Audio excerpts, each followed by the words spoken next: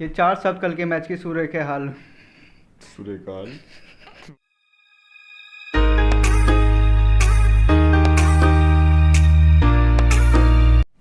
दुख, दर्द।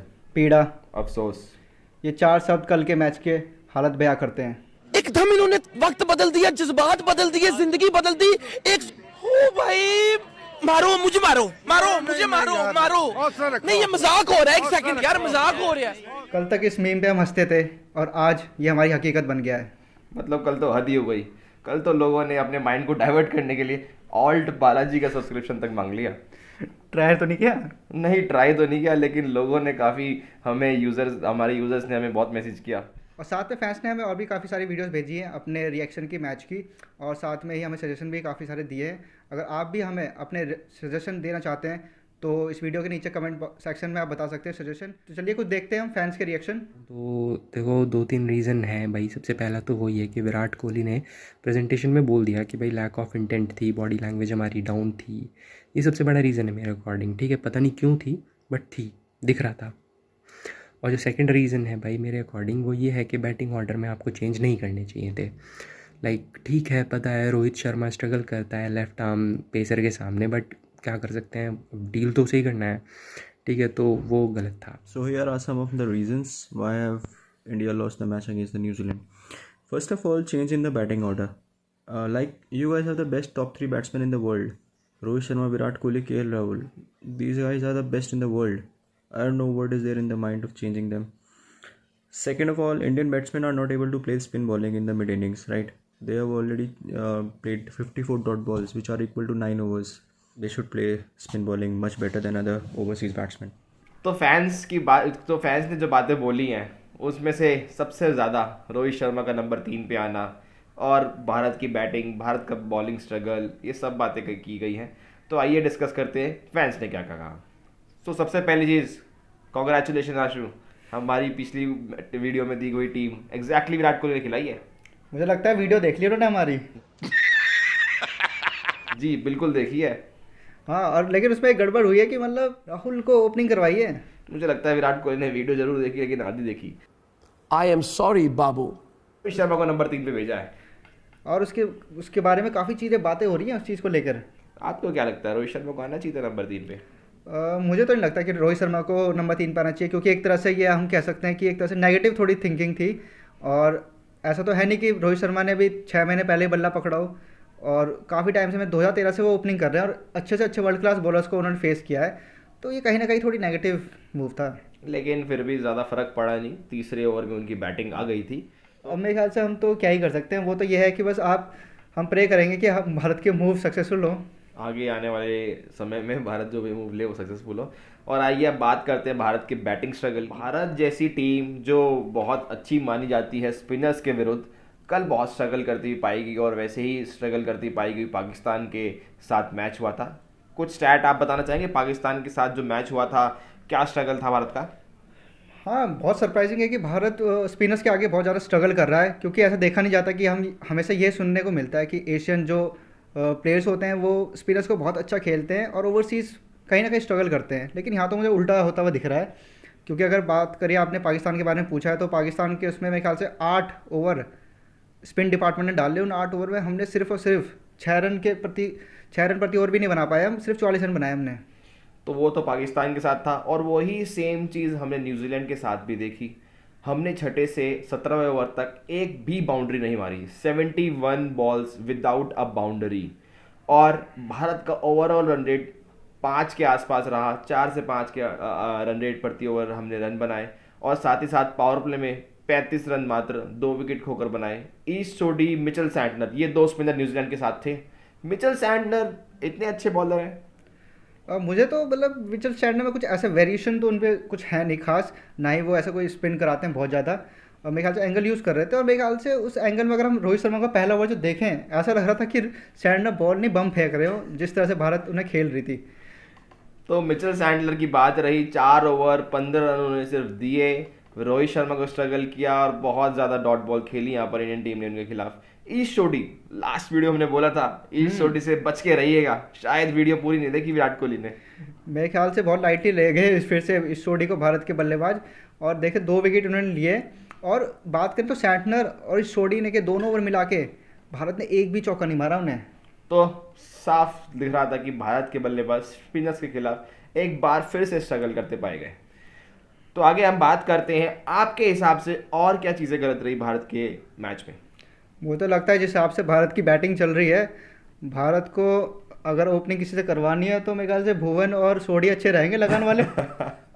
जी बिल्कुल, अब तो शायद वो ही भारत की लाज बजा सकें इस वर्ल्ड कप में। और स्पिन डिपार्टमेंट में कचरा जी को बुला ले जाए। जी कतरा जी को बुलाएंगे तो शायद वो जो स्पिन हम ढूंढ रहे हैं, जो बाकी टीम में आराम से कर रही है, चाहे वो श्रीलंका के हसरंगा हो, इंग्लैंड के आदिल रशीद, अफगानिस्तान के तो क्या ही कहने राशिद खान, मुजीबुर रहमान, ऑस्ट्रेलिया के एडम जाम्पा, तो सारी टीमों के पास लगभग देखा जाए तो हर एक स्पिन डिपार्टमेंट चल रहा है इंडिया को छोड़ के।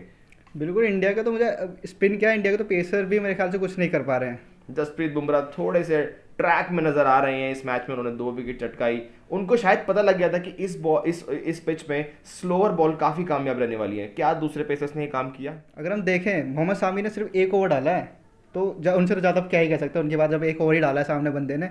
और अगर बात करें शार्दुल ठाकुर की, तो उन्होंने भी थोड़ा सा कहीं चांस क्रिएट किया था, लेकिन वो भी छक्के तक ही पहुंच गई बॉल। और उसके अलावा तो मुझे नहीं लगता कि किसी भी बॉलर ने कोई इम्पैक्ट क्रिएट किया हो। तो ये तो रही बात बॉलिंग की, हमने देखी, हमने बैटिंग का देखा। अब तीसरी बात हम बात करना चाहेंगे Virat Kohli as a captain, जो बहुत बड़ा क्वेश्चन मार्क अब लग चुका है। कोई भी आईसीसी ट्रॉफी के साथ वो नहीं जाएंगे क्योंकि उन्होंने T20 वर्ल्ड कप की कैप्टनसी ऑलरेडी छोड़ चुकी है। कैप्टनसी विराट कोहली, क्या कहना चाहेंगे? अगर हम बात करें कोहली की कप्तानी की, तो कहीं ना कहीं उनके ऊपर सवाल तो उठते रहते ही हैं। और ख़ास करके अगर मैं बात करूं, जो मुझे लगता है कि वो है कि कहीं ना कहीं बॉलर्स को वो थोड़ा ठीक से यूज़ नहीं कर पा रहे हैं। और ख़ास करके अगर हम देखें तो बुमराह का भी 1 ओवर पिछले मैच में रह ही गया था, ठीक है। और इस मैच में भी अगर हम बात करें तो बुमराह ने दूसरे ओवर में ही, अब मतलब अपने दूसरे ओवर में ही विकेट ले लिया था जब वो चौथे ओवर में बॉलिंग करने आए थे। लेकिन उसके बाद तो गायब से ही हो गए बॉलिंग से। देखा हमने बुमराह को विकेट लेने के बाद उनको उनका तीसरा ओवर नहीं दिया गया। उसी वक्त शायद अगर 1-2 विकेट और चटका देते बुमराह तो एक शायद थोड़ा सा सीन बनता इंडिया का कि प्रेशर जो है वापस से न्यूजीलैंड के ऊपर डालते, और क्या पता वो 1-2 विकेट में न्यूजीलैंड के कप्तान केन विलियमसन का विकेट हो सकता था। हाँ, क्योंकि एक पैनिक हो जाता है, खास करके अगर हम देखें उस पाकिस्तानी की, अगर हम बात करें न्यूजीलैंड की मैच की, तो उसमें केन विलियमसन एक ऐसे बल्लेबाज हैं, डेवन कॉनवे ऐसे बल्लेबाज हैं जो सिंगल डबल में ज़्यादा भरोसा रखते हैं। वो इतने चांसेस नहीं देंगे आपको। अगर आपको चांसेस क्रिएट करवाना है तो आपको उस बॉलर को बॉलिंग देनी होगी जिसने विकेट लिया है, जो अच्छी बॉलिंग कर रहा है। जैसे हमने कहा कि ओवर उन्हें फिर चौथे के बाद सीधा 11वें में दिया है, और उसके बाद भी उन्होंने विकेट लिया था 13वें में, तो वो थोड़ा गैप बहुत लंबा हो गया। एक गैप वो लंबा हो गया। तो यही चीज़ मैं आपको हाईलाइट करना चाहता हूँ कि विराट कोहली की जो कैप्टनसी है उसमें थोड़ी सी ज़्यादा एग्रेसिवनेस अगर हो तो विराट कोहली शायद एक बेटर कैप्टन हो सकते थे इन कंडीशंस में। वहीं हम बात करें अगर न्यूजीलैंड फॉर एग्जांपल यही स्कोर केन विलियमसन को बोला जाता था कि ये स्कोर आप डिफेंड करके दीजिए, तो हमने काफ़ी बार देखा है आईपीएल में सिराज की कैप्टनसी जब वो करते हैं तो काफ़ी लो स्कोरिंग मैच वो काफ़ी क्लोज तक लेके जाते हैं, अटैक करते हैं। और वहीं हम विराट कोहली को देखें तो विराट कोहली ने शायद वो अटैकिंग पोजीशंस नहीं लगाई, बॉलर को अच्छे से रोटेट नहीं किया। तो ये सब मेरे ख्याल से विराट कोहली को शायद ज़्यादा अच्छा करते तो एक बेटर रिजल्ट हो सकता था हमारे साथ देखा जाए तो। मेरे ख्याल से देखो 110 रन डिफेंड करने के लिए तो मेरे ख्याल से कुछ था ही नहीं, लेकिन ये हो सकता था कि आप अपनी पूरी कोशिश करें। और बात करें फील्डिंग पोजीशन या अग्रेसिवनेस की, तो एसआरएच में अगर जैसे आपने बात की तो कहीं ना कहीं वो बॉलर्स हैं। हम देखें राशिद खान अकेले दम पे 2-3 विकेट तो उनके पक्के ही रहते हैं जी। लेकिन भारत के स्पिनर मुझे लगता नहीं कि उस फॉर्म में हैं।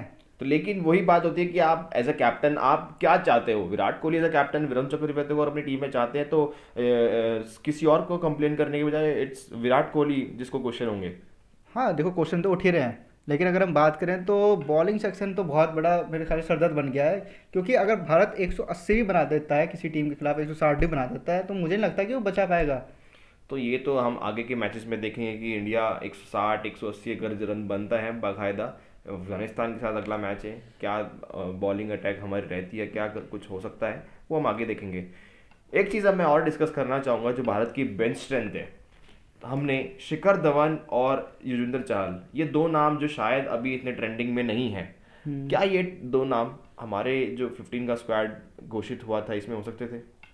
मेरे ख्याल से तो होना चाहिए था, क्योंकि अगर हमने देखा जिस तरह का परफॉर्मेंस शिखर धवन का रहता है आईसीसी में, वो बहुत ही काबिल तारीफ रहता है। और ख़ास कर कि जब आपके पास एक opening pair, set opening pair हो, left hand right hand combination का हो, और वो काफ़ी अच्छे से कॉम्प्लीमेंट भी करते हैं रोहित शर्मा को, क्योंकि जब वो अटैक करते हैं रोहित शर्मा अपना टाइम लेते हैं सेट होने में का, और उसके बाद रोहित शर्मा जो कर सकते हैं तो वो हमें पता ही है।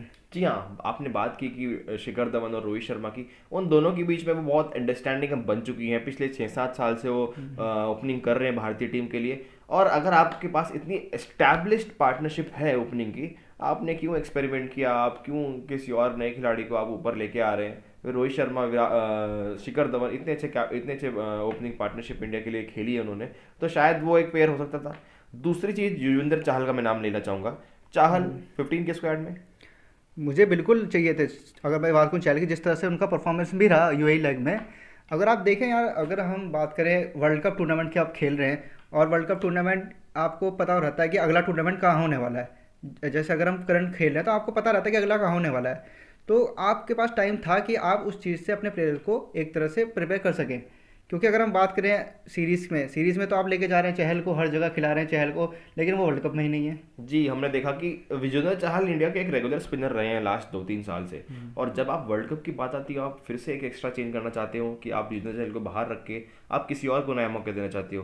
कि मैंने ये बात नोटिस की है कि यही चीज़ 2019 के वर्ल्ड कप में कोहली या फिर टीम मैनेजमेंट ने की थी, जब राइडो को आपने बोला कि नंबर 4 पे आप फिक्स हैं और लास्ट मोमेंट में विजय शंकर को आप लाके सरप्राइज कर देते हो। तो शायद इस बार भी यही चीज़ हुई है। हाँ, ये मुझे लगता है ये चीज़ पिछली बार भी गलत हुई है, इस बार भी गलत हुई है। क्योंकि अगर आप देखें इस तरह से एक प्लेयर का जो कॉन्फिडेंस है वो थोड़ा गिरता है। हो सकता है कि चहल विकेट ना ले रहे हो, लेकिन यार ये फॉर्म तो बैट्समैन का भी ऊपर नीचे होता है। ऐसा थोड़ी कि आप रोहित शर्मा को भी कहेंगे भाई आप नहीं खेलोगे अगर फॉर्म नहीं चल रहा है आपका। तो आपके मेन स्ट्राइक बॉलर को अगर आप ऐसे बिठा देंगे वर्ल्ड कप जैसे टूर्नामेंट में, जब आप उससे पहले हर सीरीज़ में उसे लेके जा रहे हो, तो कहीं ना कहीं वो एक ख़राब आपकी टैक्टिक है। उसके अलावा फिर आपको उनका पीछे देखना पड़ेगा बेंच स्ट्रेंथ में क्या है क्या नहीं है, वो सवाल फिर और उठते हैं। तो ये बात की हमने बेंच स्ट्रेंथ की, एक और नाम मैं आपसे पूछना चाहूँगा, हार्दिक पांड्या। क्या इसके रिप्लेस करने के लिए हमारे पास कुछ है? अगर बात करें, मुझे नहीं लगता कि हार्दिक पांड्या का कोई रिप्लेसमेंट भारत को मिल रहा है, क्योंकि बड़ी मुश्किल से तो हार्दिक पांड्या मिले थे एक बैटिंग ऑलराउंडर। और अगर हम देखें तो आपके पास जो आपके खिलाड़ी हैं 15 स्क्वाड है, उसके अलावा जो रिजर्व खिलाड़ी हैं उनमें भी अगर हम बात करें ऑलराउंडर की, तो आपके पास अक्षर पटेल हैं, लेकिन वो एक तरह से बॉलिंग ऑलराउंडर हैं। तो बात की जाए अक्षर पटेल की, जी हाँ, हार्दिक पांड्या को आपने टीम में लंबे लंबे छक्के या फिर हिटिंग पावर के लिए रखा गया है, लेकिन अक्षर पटेल वो काम तो शायद मेरे हिसाब से नहीं कर सकते, क्योंकि वो more of a bowling allrounder है जो आपने बोला। तो हार्दिक पांड्या का रिप्लेसमेंट तो अक्षर पटेल मेरे ख्याल से नहीं है परफेक्टली। अब मेरे ख्याल से तो उनके अलावा तो कोई भी नहीं है फिलहाल, तो अगर देखा जाए हार्दिक पांड्या का रिप्लेसमेंट। हम तो ये कहेंगे बस वो अपनी इंजरी पर रिकवरी कर ले जल्दी, और जैसे पहले थे वैसे ही हो जाए। एक नाम शायद वेंकटेश अय्यर का नाम आया है इंडियन क्रिकेट टीम में, अभी नया नया, तो शायद अगर उस पर काम करे तो क्या वो फ्यूचर में हो सकते हैं? वेंकटेश अय्यर भी मैंने देखा है, उनकी बॉलिंग बहुत अच्छी है, यॉर्कर बहुत अच्छे मारते हैं वो। एक छठे ऑलराउंडर तो बहुत बिल्कुल अच्छी चॉइस है वो वेंकटेश अय्यर। खास करके आपके पास एक जो पेस ऑलराउंडर चाहिए वो थोड़ा अच्छी खबर है हमारे लिए। अब उन्हें इतना हमने ओपनिंग में देखा है, लेकिन उन्हें अभी हमने डेथ में बैटिंग करते हुए इतना नहीं देखा, तो वो भी हम शायद उन्हें आगे फ्यूचर में देखें भारत के साथ, क्योंकि नेट्स में तो वो जुड़े हुए ही हैं। और कोई नाम आपकी नज़र में? अगर मैं बात करूँ हिटिंग की, तो हिटिंग के लिए मैं अगर किसी का नाम सजेस्ट कर सकता हूँ तो वो है अब्दुल समद का। हमने देखा है कि कितने लंबे लंबे छक्के मारते हैं उन्होंने, अच्छे अच्छे बड़े बड़े बॉलर को भी मारा है। जैसे हम बात करें बुमराह हो गए, और काफ़ी बॉलर्स को भी उन्होंने मारा है। पैट कमिंस एक नाम मैं भी जोड़ना चाहूँगा। तो क्लीन हिटिंग वो कर सकते हैं, पेस से वो डरते नहीं है, तो एक शायद वो as a hitter Indian cricket team उसको ग्रूम कर सकती है। और शायद जो हम अभी भी वो सर्च कर रहे हैं MS धोनी का रिप्लेसमेंट, जो आए नीचे 6-7 नंबर पर और इंडिया के लिए बड़े बड़े छक्के मारे या फिर एक हिटिंग फिनिशिंग जो होता है वो दे पाए इंडियन टीम को। तो आइए देखते हैं कैसे अब इंडियन क्रिकेट टीम इसी टीम के साथ वर्ल्ड कप में आगे सेमीफाइनल में जगह बना। तो मोटी मोटी बात अगर हम कहें आपसे, तो ये है कि भारत को अपने तीनों मैच जो बचे हैं वो तीनों मैच बड़े बड़े मार्जिन से जीतने होंगे। खास करके उन्हें रन के मार्जिन से जीतना होगा, क्योंकि विकेट का तो इतना फ़र्क मुझे नहीं लगता पड़ेगा, क्योंकि उसमें बॉल्स काउंट होंगी ज़्यादातर तो। लेकिन अगर उन्हें जीतना है तो बड़े मार्जिन से जीतने होंगे तीनों मैच। और ख़ास करके एक और पॉइंट अगर मैं कहूँ तो ये है कि अफ़गानिस्तान को कहीं ना कहीं न्यूजीलैंड को भी हराना होगा। और मुझे लगता है कि वो पूरी की पूरी पोटेंशियल रखती है वो टीम की न्यूजीलैंड को हरा पाए, क्योंकि एटलीस्ट वो इंडिया से तो बेटर ही खेल रही है इस वक्त वर्ल्ड कप में। तो तो मैं तो अपने चांसेस जो है फैंसी करूंगा कि अफगानिस्तान न्यूजीलैंड को हरा दें, बाकी तो समय बताएगा। हाँ, यही कहेंगे कि उम्मीद मत हारिए, कुछ भी हो सकता है, ये तो क्रिकेट का खेल है। अगर भारत बुरा खेल रही है तो हो सकता है कि न्यूजीलैंड भी अपने एक दो मैच अच्छा ना खेले।